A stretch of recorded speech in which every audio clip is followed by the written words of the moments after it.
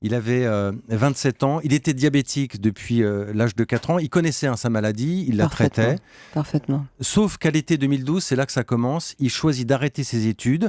Il va passer en principe de la sécu étudiante au régime général. Mais là, ça ne va pas se passer comme prévu. Non, ça va pas se passer du tout comme prévu. En fait, il s'est rendu compte qu'il n'était plus du tout assuré en janvier 2013, ou en se rendant à la pharmacie, où là, sa carte n'était plus valable. Et donc, moi, j'ai appelé sa sécurité sociale étudiante, qui m'a dit que comme il avait arrêté ses études, il était radié d'office. Donc, il s'est rendu à la Sécu pour ouvrir un dossier, puisqu'il fallait qu'il réintègre l'assurance maladie. Et là, étant donné qu'il avait été étudiant, il avait disparu des fichiers, il n'existait plus, alors qu'auparavant, depuis ces 4 ans et demi, il existait pour eux en tant que diabétique insulinodépendant.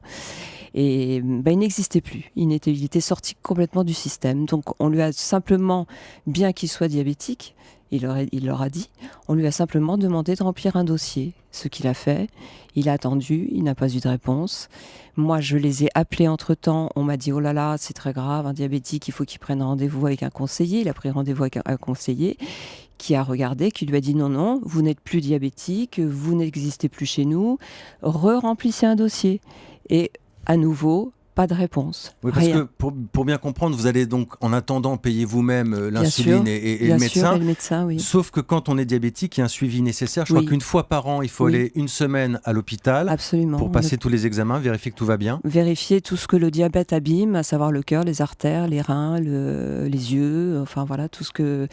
Il faut en principe un rendez-vous trimestriel avec un diabétologue et une hospitalisation de jour sur une semaine, une fois par an. Qu'est-ce qu'il vous dit, Mathias, à cette époque, quand il voit que ça ne marche pas? Il perd confiance.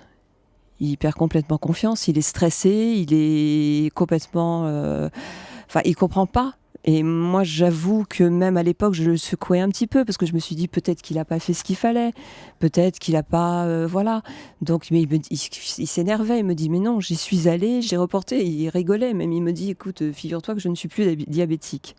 Voilà. Ouais. Donc, et ça a duré jusqu'à l'été. Parce qu'en plus, quand il À va se renvoyer la consulter, il ne balle. voit pas les bons spécialistes, même souvent. Je crois qu'on lui donne un Bah, pass santé pour Alors, attendre. ce qui s'est produit, c'est que jusqu'à l'été, nous, on a payé, il est revenu sur Paris voir mon médecin traitant qui lui a renouvelé son insuline. Donc, on a payé ses frais jusqu'à ce moment-là.